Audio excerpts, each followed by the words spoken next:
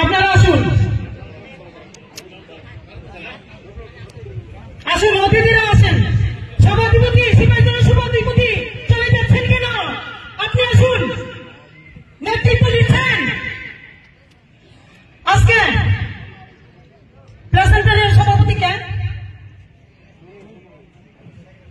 Secretary আসেন। কমলাসাগর বিধানসভা মতিনগরে এই হায়ার সেকেন্ডারি স্কুলটি অবস্থিত। ফ্ল্যাক্স আপনারা খেলা ছাড়ছেন, বিধায়কের ছবি কোথায় বলেন?